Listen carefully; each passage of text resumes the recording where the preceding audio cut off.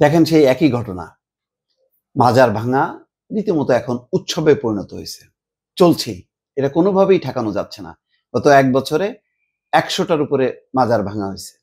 এর মধ্যে দেখেছেন সেই গোয়ালন্দের নির্মম ঘটনা। সেখানে এক পাগলা নুরালকে তার লাশ তুলে নিয়ে পোড়ানোর ঘটনা। তারপরে এত ঘটনা যে এর প্রতিক্রিয়া ধারণা করা হচ্ছিল বোধহয় এটাই শেষ ঘটনা। না দর্শক, শেষ ঘটনা না। কারণ সরকারের রাজনৈতিক দুর্বলতা, আইন শৃঙ্খলা পরিস্থিতির অবনতি, এইসবের কারণে ধর্মান্ধ লোকগুলি নানা রকম অজুহাতে উস্কানিতে ঘটনা ঘটাচ্ছে।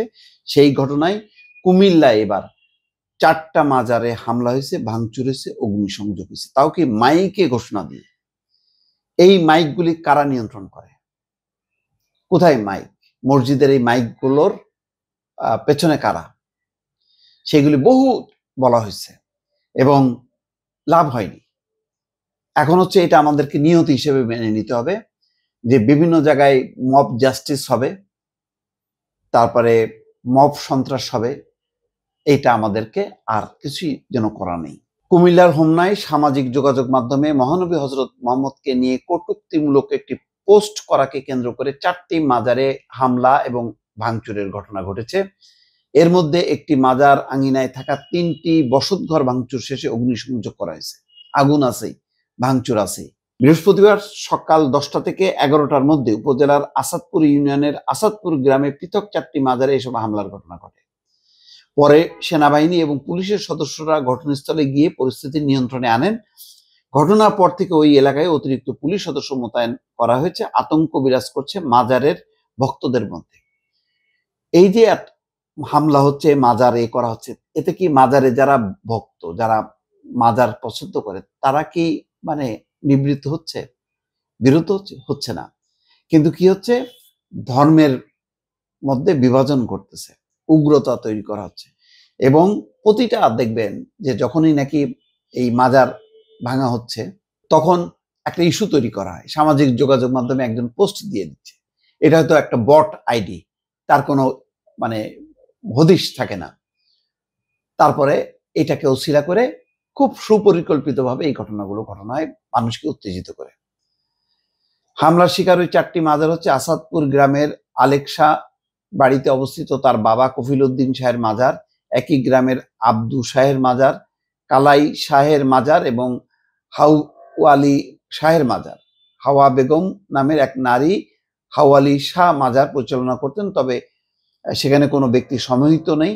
ওই বাড়িতে মাজার সদৃশ্য স্থাপনায় আগুন দেওয়া হয়েছে। পুলিশ এবং স্থানীয় লোকজন বলছে যে আলেকশা ছেলের মহসিন তার ফেসবুক আইডি থেকে বুধবার সকাল 10টা 52 মহানবীকে কটূক্তিমূলক একটা পোস্ট করেন বলে অভিযোগ ওঠে।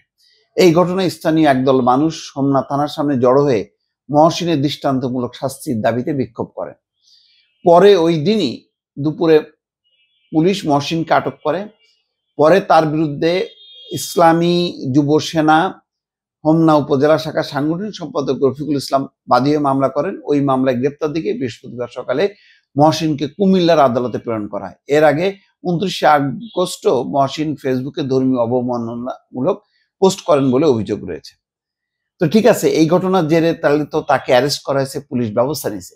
তাহলে মাইকে কারা এরকম জড়ো করলো? জড়ো করে মহসিনদের বাড়িতে হামলা চালানো হলো। তার প্রথমে কফিল উদ্দিন শাহের মাজার ভাঙচুর করা হয়েছে। এক পর্যায়ে মহসিনদের 3টি বসত ঘরে ভাঙচুর করে আগুন লাগিয়ে দেন বিক্ষুব্ধ লোকজন।